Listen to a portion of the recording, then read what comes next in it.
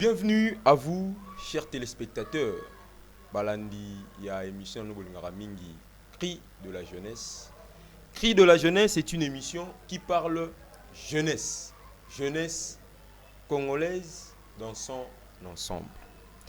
Bongo namoroloma lelo tozobeta totorolobela o etali les rôles de la jeunesse en République démocratique du Congo. Est-ce que la jeunesse joue-t-elle réellement son rôle? Est-ce que la jeunesse est-elle responsable de la situation où l'élo n'a pas traversé? Est-ce que jeunesse est responsable de responsabilité à jeunesse na ndenge mboka eza lelo ezali nini? Nyonso wana nde tokolobela na mokolo mwa lelo na invité na biso mwana mboka bienvenue Likula Amolo azali bongo président national il y a Ligue de jeunes de la parti politique Les Bâtisseurs du Congo, parti cher à l'honorable rapporteur de l'Assemblée nationale Jacques Njoli. Mwana mboka mbote na yo. Mbote ndeko confiance. Pe boyi bolamu na linaka ya ba Congomani cri de la jeunesse. Merci beaucoup pour l'invitation na yo. Ezalaka plaisir pour nanga à chaque fois ceux qui nazo partager même plateau na yo. Na zalaka vraiment na esengo makasi. Plaisir partagé. Merci beaucoup. Plaisir partagé. Mon mboka na yo ndenge na bino bandeko batali na yo nde toko beta bongo masolo tali bongo les rôles de la jeunesse en République démocratique du Congo, les vrais rôles de la jeunesse en République démocratique du Congo. Motuna liboso pe ayambo. Jeunesse, ozo définir en ndenge ni. Merci beaucoup pour la question na yo ya liboso eza question encore na lobarango à chaque fois que question wana ezongaka autour ya bato mais bato belé bayanula ngo penza bien penate bayanula ngo pena bien te mais lelo na omeka koyanula yango par rapport ya connaissance on a par rapport à connaissance on a si tu ba imboka na meka ko ebise loko moko ba ebisa kinga ndeko moko la ndaki yo déjà. OK. Na yamba yo la ndaki yo ebisa obi invité wana aza très utile. Bref, okay. Apprécier qui? Merci. Apprécier qui passe nga na yamba yo. Merci beaucoup. Parce que zoloba. Merci. Et ça la bien et puis abi en tout cas sunga qui. Merci beaucoup. Abi nga yamba ba invité wa loba bien. Voyez lo ka ebisa ngai. Merci rapidement. Alors répondre à Mutuna. Ouais, nazo ngeli pour répondre à Mutuna na obi boye nazo bakisa ou soit nazo limbola par rapport ya question na yo poser ngai. Nako définir jeunesse ndenge nini ponanga. La jeunesse c'est un état d'esprit.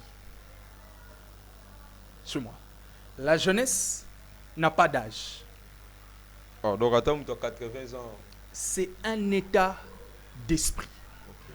Lorsque l'esprit est très bien disposé, le mental est très bien disposé, en tout cas, c'est l'arme la plus fatale qui peut bouleverser le monde. C'est au fait ça.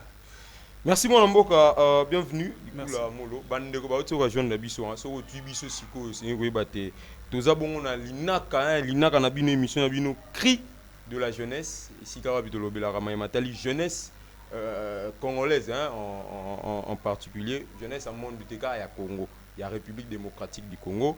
Bongo toza na mon mboka, bienvenue Likula Molo, président national ya Ligue des jeunes et parti politique Les Bâtisseurs du Congo, parti cher à l'honorable Jacques Njoli, l'actuel rapporteur de l'Assemblée nationale. Koyoka yo mwana mboka ni lobate, jeunesse à l'état d'esprit, to monite état d'esprit za na agité. Donc attends dans la 80 ans, mais soit un état d'esprit à jeunesse, azali jeune. Exactement.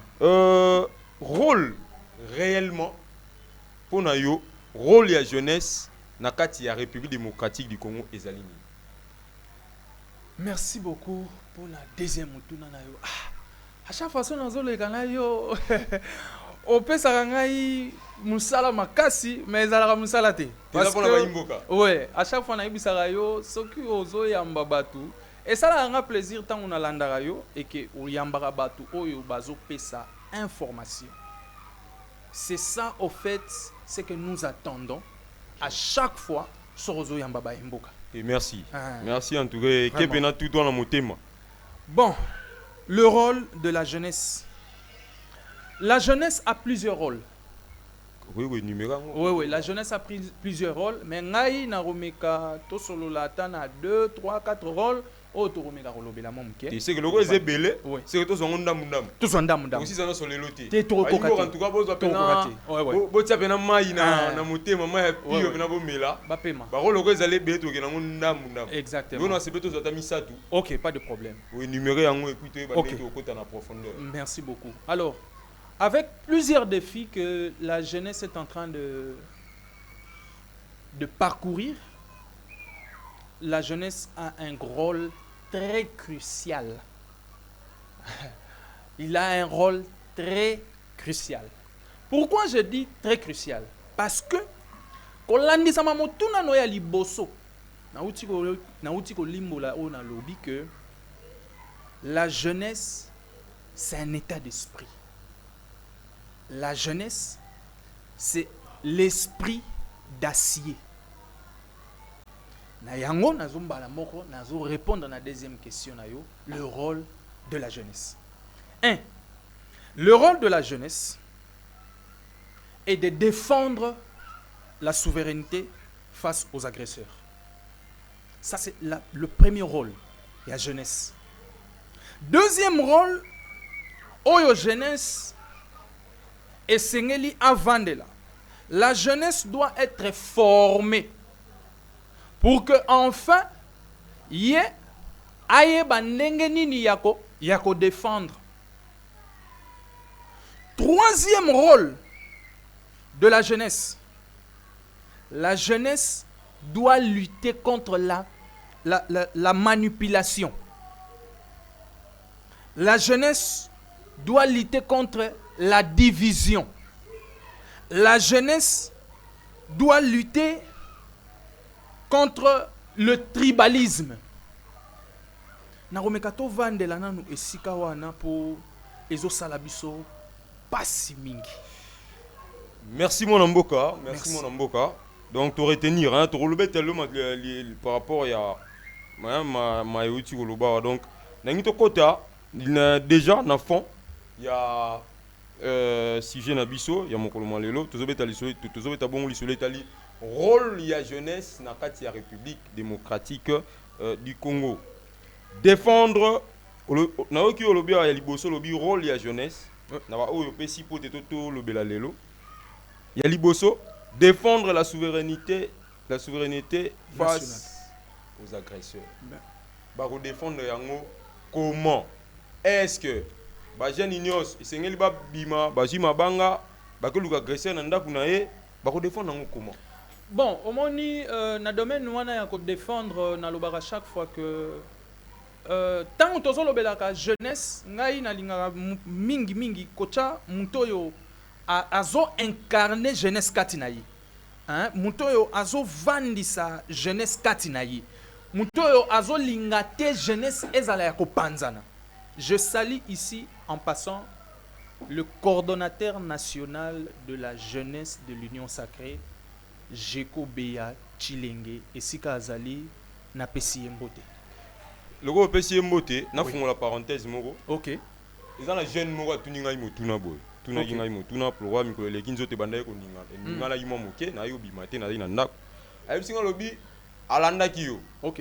Et pas na ngai oyaki obetaki masolo etali bongo Jeko Beya. Agomo la Jeko Beya ngo wapi alobi pe lisusu alobi na terrain bazomo na Jeko Beya te. Na répondre rapidement de moi ibisika. Eza motuna ndeko atuna nga na bisaka esuna ya mbio. OK. Na otuna comme ça motuna. D'accord, merci beaucoup. Jeko Beya a un siège. Actuellement, il a un bureau d'abord où il est en train de travailler. Bureau naye ezana kanda kanda. Bae oyo baebi Jeko Beya balandaka ye azalaka na kanda kanda. Soko komi na kanda kanda okuta siège oyo wapi président coordonnateur Jeko Beya Chilenge ayambaka ba jeune. Est-ce que réellement azalaka parce que tout le monde a un bureau ya bato ebelo au monde bureau eza ya ye siège ya ye mais mo ya raté. Te ngai na affirmer lisusu que Jekobeya azana siège bureau na ye oyo ayambaka baimboka eza na kanda 71. Soki okomi na kanda 71 okoki kotuna eza nzinga na église la louange. Soki otuni bureau ya Jekobeya Chilenge bakolakisa yo yango eza esika ya kobunga te. Merci mon mboka tozonga na mutuna. Merci. Zayi koloba lolenge nini na tuna ki lolenge nini ba jeune OK. bako défendre to bako défendre mboka contre ba agresseur ndemo. Merci. Pour défendre la nation ou la souveraineté nationale face aux agresseurs, ba jeunes et sengeli na bango. Il y a des catégories de jeunes. Et ça batu nyonso te bakozana na kati ya bureau. Batu nyonso te bakozana na kati ya bureau. Ezana bae oyo basengeli bazala na terrain. Ezana bae oyo esengeli bazala na face na ba outils informatiques pour permettre bango ba travailler. Na yango omoni na outil koyebisa yo awa que pour défendre les jeunes na kiti na deuxième option na lobaki les jeunes doivent être formés. Est-ce que oui na état actuel ya mboka na biso oui par rapport à la définition tu peux ça il y a ko défendre la souveraineté par rapport à ba jeune okay. Na mayuti koloba oui nazaka na maloba na yo OK okoki koloba te ba jeune bazo sala vraiment rôle na bango oyo wana uti kolobela to te. La jeunesse fait son rôle. Mais il ne faut pas oublier, lorsque nous sommes faibles, nous devons dire que nous sommes faibles. Lorsque nous sommes aussi forts, nous devons dire que nous sommes forts. Lorsque nous emboîtons les pas pour être forts, nous devons aussi le dire. Actuellement, à chaque fois que Bayero Balandarabiso Bazalaka très attentif et très prudent sur ce que nous sommes en train de dire. Yangomoni na uti koyebisayo que la jeunesse fait son travail. Mais elengo lobate que ndenge bazo sa musala baza parfaitement ou soit toza parfaitement. Non. Il y a des failles que nous devons corriger. Et lorsque nous disons que nous devons corriger, c'est à l'immédiat. C'est à chaque fois que nous avons dernièrement, on a quand même maïele. Comment il faudra que les jeunes basent la ini? Comment il faudra que les jeunes basent la sima ya mokonzi ya mboka? Donc, c'est très important par rapport à ça. Donc, si vous avez pour nayo, les jeunes jouent rôle na bango. Oui, la jeunesse joue son rôle. Tous trouver les lots. Oui.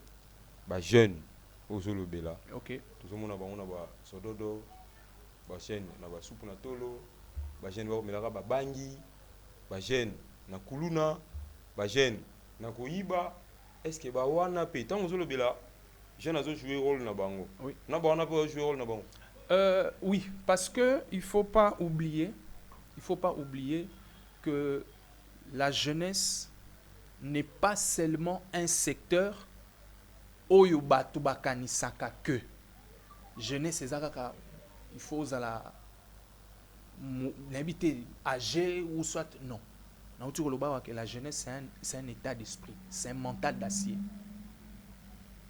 Na yango ba jeune omonaka wana bazalaka na sima ya zododo bazalaka na sima ya milangwa ezate que parce que bazo sala yango pour na bonne volonté na bango non. Ce qui leur manque c'est seulement les orientations.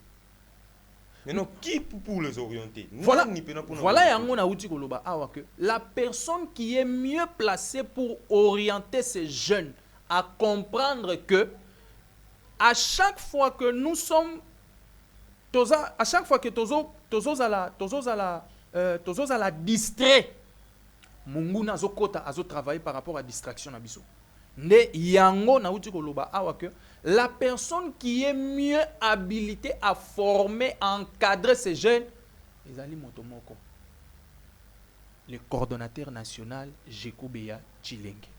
Et pas na ye, nde omoni jeune moko na moko azo se retrouver na espace na ye. Tant on a uti koloba wa former, il y a pas que bat nyonso baroya pembeni ya Jeko Beya nde faut baza na ba bureau. Non, c'est pas tout le monde qui est dans le bureau. Ils ont ba jeune oyo. Bango bakozala sur terrain. Ils ont ba jeune oyo. Bango bakozala outillé na biloko oyo eza etali informatique pour na ko contrôler, pour na ko manipuler, pour na ko contourner ba information oyo ezo désinformer, oyo ezo pesa image ya kitoko te na mboka na biso. Ça, c'est la jeunesse qui doit être autour de ça. C'est une formation que la jeunesse doit obtenir. C'est ça au fait. Donc tout le bâti. Oui. Pour nous, oui. Mon mboka Jeko Beyande, moto a sengeli. Ok, exactement. Fardo. Oui, oui. La jeunesse. Oui. Et sengeli a memaka yango déjà. Amemaka yango déjà. Ah, tozo pesa ka orientation. Ya ba oyo baza mupandi. Bazonga na nzela pour orientation eza déjà. Mais bazonga kaka po baya koyoka ndenge nini bakokota na bakano. Mais bandeko mususu. Bandeko mususu bayi bazomona ete na terrain. Ngai nalingi na loba boy. Bandeko mususu bazoloba bazomona na terrain te eza passé. On a fait combien des activités? Plusieurs activités. J'ai suivi le coordonnateur. Il a fait plusieurs activités. Il a fait plusieurs activités. Avant même qu'il devienne le coordonnateur national de la jeunesse de l'Union sacrée. Déjà, il orientait même plusieurs jeunes. Et dans plusieurs domaines. Plusieurs jeunes. Et dans plusieurs domaines. Donc, et l'on awa, ngai, na osala appel. À chaque fois, dans les Caraïbes, Sarayo, qui n'a appel. Na baimboka. Jeunes. Arrêtons de nous troubler un peu la tête. Tout bon qui s'en a mutute. Tout vandi sa mutu. Na bengi ba jeune nyonso. Tout long lana no ba divergence to zanang. Toya to sangana. Autour ya table poto bimisa mayele nini oyo tokoki kobunda pona ko protéger ekolo na biso. Toyeba antoya plutôt to tala to maele nini to sangana donc au sali appelle pratiquement la unité. Ouais. Il y a ba jeune. La jeunesse doit être formée. Ouais. La jeunesse doit être formée par ou avec le leadership de Jeko BR. Exactement. Sikawa formé et outil dans mon formation. Exactement. Alors former en haut.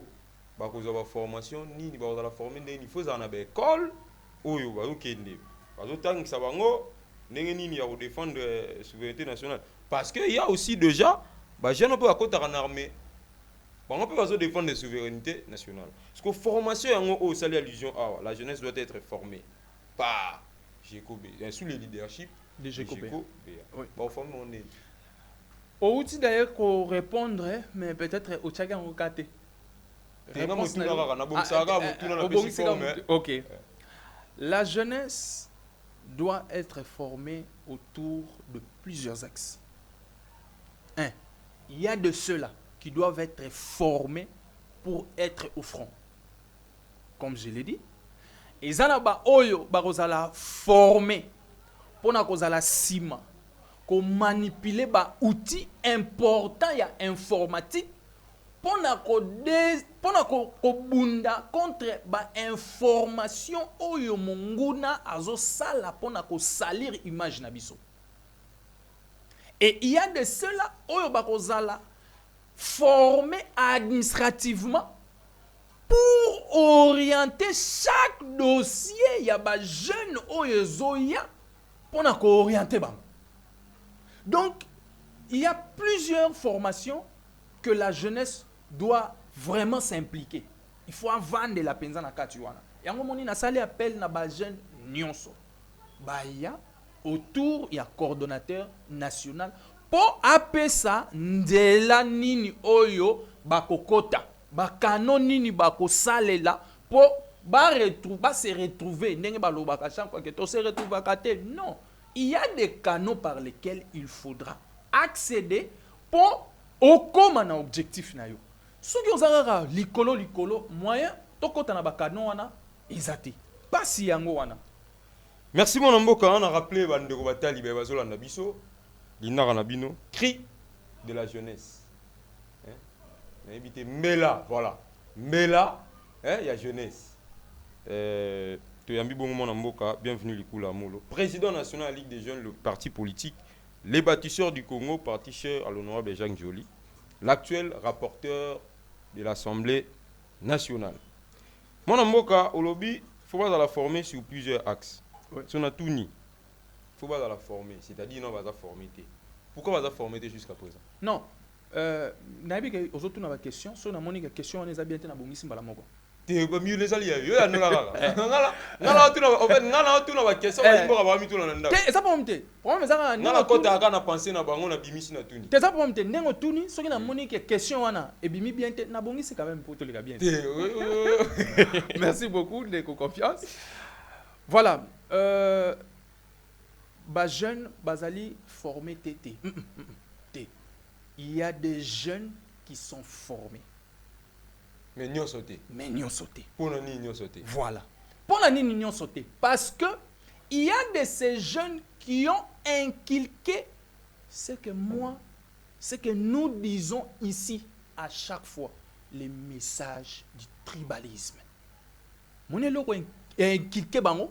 Oye vandi na conscience. On a ce que nous avons na troisième nan parce qu'il faut lutter contre manipulation, division, tribalisme, népotisme. Donc tout ça. Donc ces jeunes qui sont en encontre avec même le président de la République. Parce que le président de la République est représenté par des autorités. Mais lorsque ces autorités-là donnent un ordre et que retour est athée, donc, ozo bafoué mbala moko ngaite, mais ozo bafoué mokonzi mboka. Ne yango moni na uti ko yebisa yo awa ke ba jeune oyo baza mupanzi na sengi na bango. To bungisa no makanisité. To tika na no ba divergence o toza nango. To lata na no kazaka na biso ya drapeau. Po to vanda autour ya makambo oyo monguna azusala. Pona nini? À cause de la division, à cause de la haine. Donc ba oyo wana na bandeli yango lisusu ba oyo wana oyo zomona ke baza formé to bazolo ba to na formé to na nini. C'est à cause à chaque fois ils ont reçu des informations, il y a tribalisme, il y a haine, il y a division. Yango komona bango ba ko yakte ko sangana na biso. Pasi. Mais to ko lembate toko continuer ko yebisa bango misala o yezo continuer yezo salima ne yango moni tozo sala toujours appel wana sikoyo oui mutuna elingai mutuna moko elingai pourquoi unité à jeunesse na mboka na biso izaka problème ndeko confiance na yebi ko zo tuna ba question na bandeli zusu na yebi ko zo tuna ba question mais tant question moko ezo semble ngai bien te na matoyi na ngai kasi unité te olobi net olobi tant olobi ba jeune nyonso au sala appel na ba jeune exactement boya oui bo région de biso tout ça exactement ne ba biso dans les bons côtés exactement faut bien bo région de biso exactement c'est tout ça déjà tout ça na unité exactement biso zali po to à côté moroté exactement donc on a tout ni tout na pourquoi il y a un problème, il y a problématique parce que il date les lotés. OK. Si tu jouis ici, il y a initié l'inaka cri de la jeunesse. Exactement. C'est parce qu'on a compris qu'il y a un problème dans la jeunesse. La jeunesse. On a tenu motuna. Division oyo pour na nini ezalaka. La jeunesse, elle est divisée parce que ceux-là qui sont là pour accompagner le chef de l'État en réalité, bazo interpréter tes missions ya chef de l'État. Ne yango komona. Jeunesse ezozalaka divisée à cause de ces personnes qui n'interprètent pas la mission, la vision du chef de l'État. Ce que veut le chef de l'État, c'est l'unité. Ce que veut le chef de l'État dans toutes les couches, c'est l'unité. Et lui-même, lorsqu'il est en train de le dire, à Martelaka chaque fois, la nation congolaise, les Congolais, nous devons nous aimer, nous devons nous unir pour que nous puissions défendre ceux-là qui tentent à nous déstabiliser, à nous diviser. Nous devons d'abord nous-mêmes nous unir.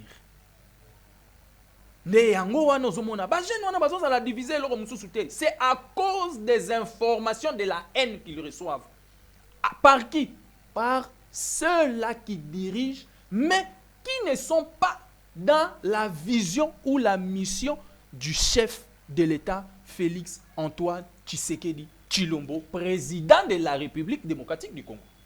Merci mon Mboka, bienvenue. Likula Molo n'a rappelé à Azali Bongo, président national, il y a Ligue des jeunes, il y a parti politique, les bâtisseurs du Congo, parti cher, il y a mon Mboka honorable Jacques Njoli. Ah, est-ce qu'on a d'autres noms Motuna? Ok. Donc là, on a présenté aux alliés président de la Ligue des jeunes, c'est-à-dire besoin d'encadrer les jeunes. Exactement. Les jeunes, ils se plaindre. Tous les jeunes, se plaignent. Ok. Activité politique, mobilisation, les jeunes. Marche, tout marché pour naboé, mobilisation, les jeunes. Mais, ce qui est commis Makambouya, poste, Batouba Misala, Bakende Boé, c'est-à-dire, tant qu'il y a activité, tant qu'il y a marche, tant qu'il y a boé, Bozouaka, jeune, il y a couche, c'est-à-dire, Boté n'a raconte que, Ngana Zoa, ndeko na nga mwana mboka bienvenue moza bobi bon ngapele ki na ngai akenda marché te wana bozwa ngote activité politique tokende stade de martyrs tokende 20 mai tokende imka tokende boye wana kuna bozwa te ote na zo mona na ngai na zo te wana bokenda na ba jeune nyos et puis ezalaka eyebanaka partout que activité politique ezali bo lancer ba appel ba ebele mais pona misala on a tenu oppose à président de la Ligue des jeunes à parti politique. Hein. Okay. Il y a le bâtisseur du Congo. Oui. Mais tant que on a mis ça là, ça va gêner que non des gouvernement Zobima, ministère, il y a peut-être un tic, il y a aussi un cabinet et puis dans chaque ministère il faut ba gêner ba quota, ba gêner côté on a bazali dessus.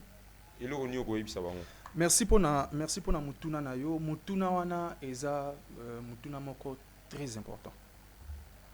Ngai nakoloba na phrase oyo. Pour réussir na objectif moko esengeli ba orienter yo. Pour na ko réussir mission moko okozala nango esengeli ba orienter yo. C'est vrai, où tu koloba makambo ba jeune et belé, bazo se retrouver te balobara chaque fois que non, ce qui manifestation politique, ba yara ozwa ba délinquants, ou ba balobara mingi mingi. En réalité, ils ne sont pas des délinquants. D'ailleurs, ce sont eux les premiers mobilisateurs. Ce sont eux les premiers mobilisateurs parce que tant ou bayaka ozwa, tant ou bayaka opesa bango message et loko liboso bakangaka. Soki akomi kuna à défendre biso. Biso tozwa pe place na biso. Place na biso ezaka ndenge na uti koloba wa chaque jeune doit être responsable, considéré na zone na ye oyo azo salela. Vous comprenez? Des places yuana nde na uti ko répondre sur une question. Cela veut dire quoi? Ba jeune esengeli na bino kaka eloko moko. Réunissez-vous autour de vos leaders. Aujourd'hui, tozolobe la jeunesse parce que cri nabino est commis. Et komaka déjà, mais cette fois-ci tozomeka kolobela yango ko interpréter yango d'une manière sage. Que ezana bakano oyo président de la République, le numéro 1 de la nation, appelle ça ba orientation. C'est dit même pour na roluka musala. Et c'est ngate ba réunir batuba loba non, il y a des canons. Même pour na ko traiter ba CV, il y a des canons. Même pour aller à une formation quelconque, il y a des canons. Nous avons tout. Et lonko kaka oyo biso tokoki ko marteler, ko senga ba imboka o ba vandi bazolanda biso, ko ya ko se rejoindre na biso. Po totalisa bango bakano oyo mokonzi ya mboka atie en place pour na ba jeune. Ba jeune na bino wapi? Na uti koloba wa toza na moto moko oyo a réunisaka ba jeune na ba couche na bango nyonso. C'est le coordonnateur national de la jeunesse de l'Union sacrée, Jekobeya Chilenge. Ye kati na ye, ba jeune ya ba couche nyonso bazalaka réuni. Tout le monde a sa place. Il ne déconsidère personne. Si tu es dans tel domaine, ako orienté au domaine tel.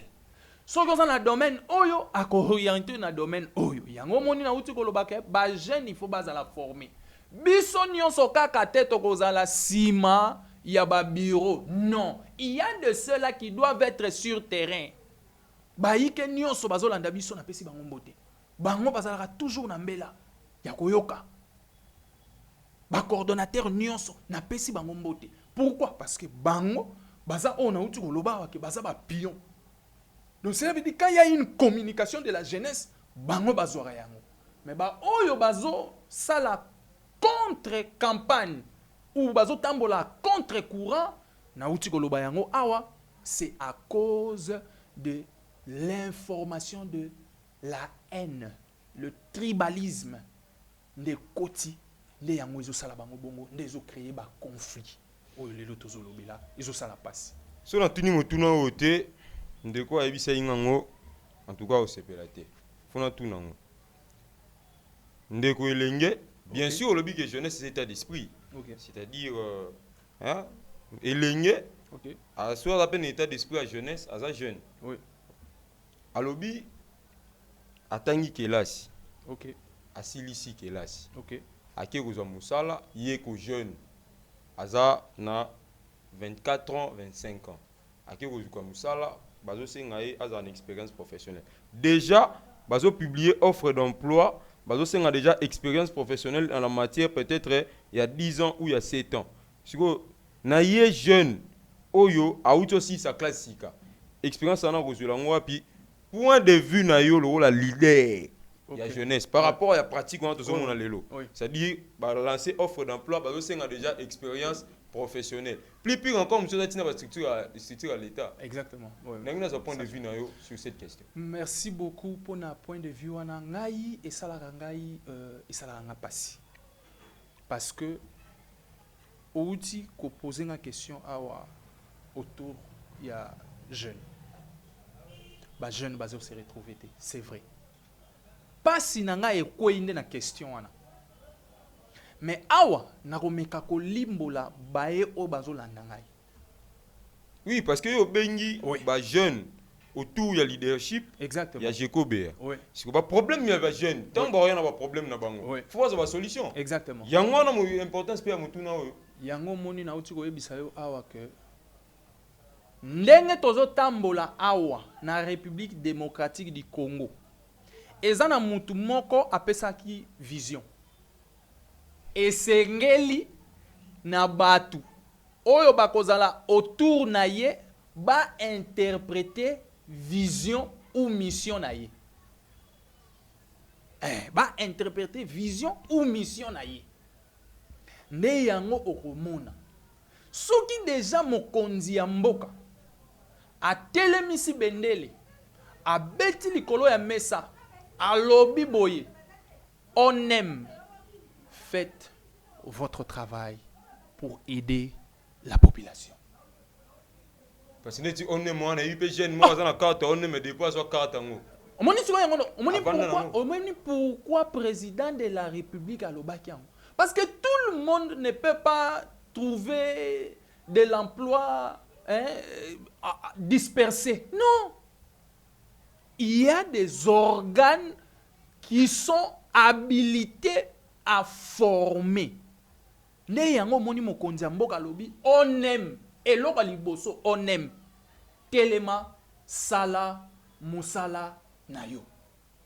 Importance ya on aime ezani. Importance ya on aime. Ba sevenio so oyo wana ezokomela ye na maboko. Azo sala nini? Azo traiter yango. L'ONEM entre en contact avec toutes les entreprises. toutes les entreprises. Alors, tant toutes les entreprises confondues. Pourquoi? Pour yene muto ayebi ke awa bazoluka tel, mais bateau ba uti ko silisa. D'ailleurs, c'est d'ailleurs il y a beaucoup d'informations qui s'effectuent. Au moment où moi parti à bateau et bazana na ENA, de basali formation, basali boye, ba orienté bango, mais on aime aussi à le droit de le faire. C'est l'appel que le président de la République a lancé indirectement pour dire que relève-toi, relève-moi ces défis-là. Que ces jeunes-là, au Bazolo Bakemissa, les athées, en réalité, ils ont dit, quand l'ONEM entrera en contact avec toutes les entreprises, pensez-vous que Torozong et la Ramaramboya, 5 ans, 10 ans d'expérience? Non. C'est l'ONEM qui va manager ça. C'est l'ONEM qui va manager ça. C'est l'ONEM qui va donner le poids. C'est ça, en fait. Il y a beaucoup des entreprises. Il y a beaucoup des entreprises. Oh, ils ont recruté. Mais ONEM, est-ce que Aza au courant nango? Ah, on a vu le province à Kinshasa. Pas sindé yango wana. Mais biso toroti capacité. Toropé ça toujours ba stratégie. Ou permettre que bango ou bazo interpréter vision à chef de l'État. Ba kota exactement la vision à chef de l'État. Merci mon Mboka, bienvenue Likula, malembe, étant donné que Zalingonga, malembe toko manasuka. Mais kasi situation actuelle, Yamboka na biso, toyebi, ba jeune, photo lo bayango, en compte partie, ba jeune, bazo salate, en compte partie, ba jeune, bazana nani. Mais moi ba jeune, bazo n'esprit à entrepreneuriat, moi jeune, abisi moi mesa, tu moi cabine, côté moi jeune, azote comme moi popcorn, bah jeune, bah dans l'espace entrepreneuriat. Mais bah jeune non. Ça c'est une parenthèse, non, faut lui poser le la jeunesse. C'est vrai que ça va jouer tout rôle comme sujet, pour tout le belaga uniquement pour ma campagne. Exactement. Mais c'est le rôle de l'obéli parce que tant que tu dans na nzela, na imo pandi sango, bah ndeko bazo poser ngai ba problème na bango. Alors ah to sengeli le rôle yo zali moko leader jeunesse pour zo benga pe. Jeune baya kusangana tout ya nani ya Jekobea mais ba jeune non komona atie moi cabine exactement ba policier bazo ya ko déranger OK ba ko kanga ya zo débrouiller musala ezate mokonza mboka lobaki musala l'état ko pesa musala na batu nyonso te certainement na mutu pe moi entrepreneuriat exactement mona policier azo ya ko déranger OK pratique wana lecture non par rapport à bon ngai rapidement on répondre à nango lecture ngai ezalaka beaucoup plus par rapport il y a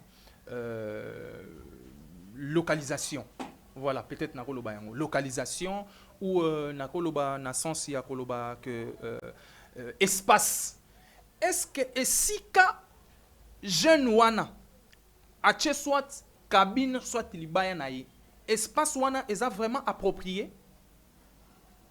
Babylone, oui, c'est vrai que ce sont des questions. Il faut quand même te répondre. Mais logiquement, il faut te mettre. Est-ce que l'espace wana, cabine, est-ce que est vraiment sécurisé? D'abord, pour na yemokonan, pour na batute, pour na yemokonan, est-ce que c'est sécurisé? Si tel n'est pas le cas, quelle est la mesure qu'il faut prendre? D'où il faut se rapprocher. Yango mokonzamboka.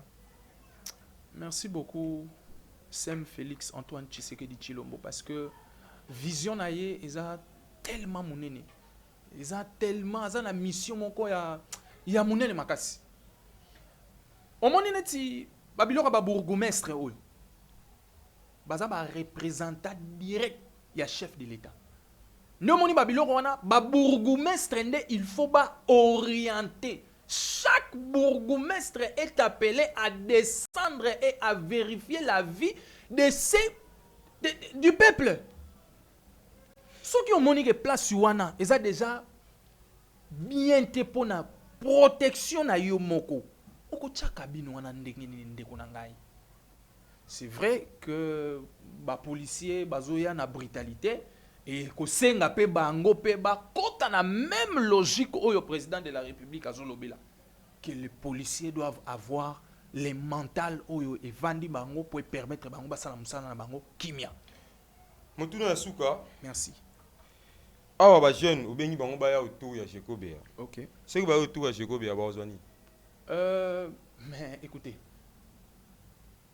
Nous sommes autour de Géco Béa, non pas pour gagner d'abord notre vie. Non. Nous sommes autour de Géco Béa pour une seule vision. C'est pour la nation. Au reste, ils n'ont pas bénéfice. Tant que Moutou déjà a une idée, que nous autour de gagner, c'est ça le problème. Déjà, il faut aller à Moutou. Qu'est-ce que je dois apporter à la nation pour que ma nation ne soit pas infiltrée, pour que ma nation ne soit pas déstabilisée, pour qu'il n'y ait pas une mauvaise information qui éternue l'image de mon pays. Qu'est-ce que moi, je dois faire? La première des choses, c'est la réussite.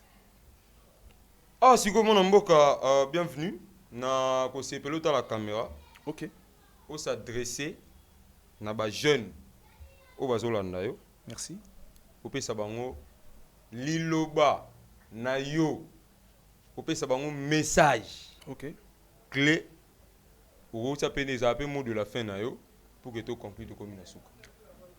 Merci beaucoup de confiance pour na repesa ngai temps il y a clôturer et faire un court message au Narozanango. Naroloba boye kimia et les kinyonso. Alors ce qui kimia et les kinyonso na sengi na ba jeune to longola ba divergence au tozanango. To se réunir autour d'une table. To lukandenge nini ya défendre patrie na biso. Les messages qui viennent de par-ci par-là, l'ennemi utilise beaucoup notre division pour s'infiltrer, pour créer la division, la séparation. Ngai Narosenga Bino étant président national de la Ligue de jeunes du parti politique Les Bâtisseurs du Congo, parti cher à l'honorable rapporteur de l'Assemblée nationale, Jacques Njoli, professeur ordinaire. Narosenga Nabino, to se réunir, poto bundela, écolo. Écolo to bundela ngokakate na ba bureau. Non. Tout le monde est appelé autour de la table pour chercher, pour mettre l'intelligence pour na ko contrarier arme oyo moini monguna azoluka ko infiltrer na kati na biso ba jeune. Yango na sali appel oyo une deuxième fois. J'appelle à toute la jeunesse, toutes les tendances confondues. Venons, réunissons-nous. Mettons notre intelligence, nos talents sur la table pour accompagner le chef de l'État avec sa mission, ainsi que le coordonnateur national de la jeunesse de l'Union sacrée, Géco Béa Tshilenge, et il est accompagné avec son vice-cordon japonais Masengo, Zero Kuluna. Nkolo mususu, toroshite poto solola likambo ya Kuluna, tobakisa yango lisusu poto tikaki yango. Ça c'est vrai aussi ça guité. Oui. En tout cas, sujet ça est belé. Ça est belé. Je pense avec le temps, Oui. tout le monde et aussi la pété. Et aussi la pété Oui. certainement. Mon amboka na yote so aussi ici. En tout cas, na silisi et sengonanga ezali kaka po ndengo yamba na tikala na posa mingi ya ko communiquer na population na ba jeune oyo balanda ngai ba yike nyonso na pesi ba ombote Balia rapé mingi te aso lié mingi au gasu ko ça ko retourne makasi ko mi pe sous mal à l'aise donc va s'habituer. Merci. On va comme ça tout long ndambu Exactement. jusqu'à ce que to aussi lisa ba imboka to komina suka. To komina suka dinara na bino cri de la jeunesse yango mituna na bino boko mila biso numéro la biso ezali wana certainement to komisa yango pe na epai ya mwana mboka bienvenue akoyeba bongo koyanola bino lolenge bosepela na ye akeba bongo na koyanola bino soki bolandaki nga nakomaki epai na bino ezalaki na makasi na ngai moko te. Il y avait une équipe technique qui m'a accompagné. Dites un grand merci à cette équipe technique. Et moi, je vous retrouve très prochainement. En tout cas, gardons contact. Nos contacts sont là. Contactez-nous pour plus de précisions et pour plus d'informations. Je vous dis ciao.